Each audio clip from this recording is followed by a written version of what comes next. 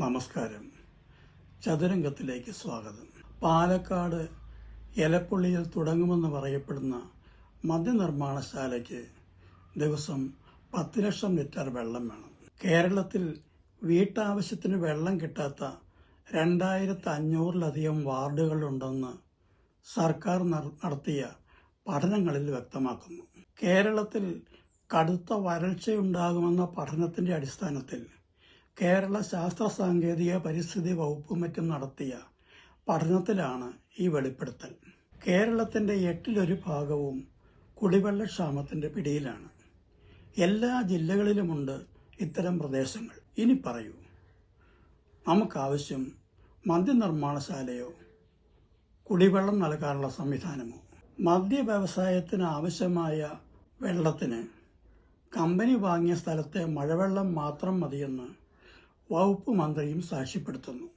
അങ്ങനെയെങ്കിൽ ജലക്ഷാമമുണ്ടെന്ന് സർക്കാർ പറയുന്ന 2567 വാർഡുകളിലും മഴ പെയ്യുന്നുണ്ടല്ലോ.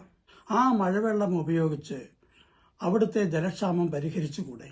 അവിടെ മാത്രമല്ല, കേരളത്തിൽ എല്ലായിടത്തും ജലക്ഷാമം പരിഹരിക്കാൻ മഴവെള്ളം മാത്രം മതി. വലിയ തോതിൽ മഴ കിട്ടിയിട്ടും ഇത്രയേറെ പ്രദേശത്ത് ജലക്ഷാമമുണ്ടെങ്കിൽ അതിന് കാരണം ജനങ്ങളും ഭരണകൂടങ്ങളുമാണ്. എലപ്പുള്ളിയിലെ മദ്യനിർമ്മാണശാലയ്ക്ക് ആവശ്യമായ വെള്ളം അവരുടെ 26 ഏക്കറിൽ നിന്ന് ലഭിക്കുമെങ്കിൽ എല്ലാ വാർഡിലും അതിന്റെ ഇരട്ടിയിലേറെ സ്ഥലം വെള്ളം ശേഖരിക്കാനായി കിട്ടും. അത് കേരളത്തിലാകെ നടപ്പാക്കാനുമാകും. അത് തെളിയിക്കാനുള്ള അവസരമാണ് ഇപ്പോൾ സർക്കാരിന് കൈവന്നിരിക്കുന്നത്. 10 ലക്ഷം ലിറ്റർ വെള്ളം 1000 കുടുംബങ്ങൾക്ക് മതിയാകും. അങ്ങനെയെങ്കിൽ ഓരോ വാർഡിലും ആവശ്യമായ വെള്ളം കുടുംബങ്ങൾക്ക് എത്തിച്ചു കൊടുക്കാൻ മഴവെള്ളത്തെ ആശ്രയിച്ചാൽ പോരെ?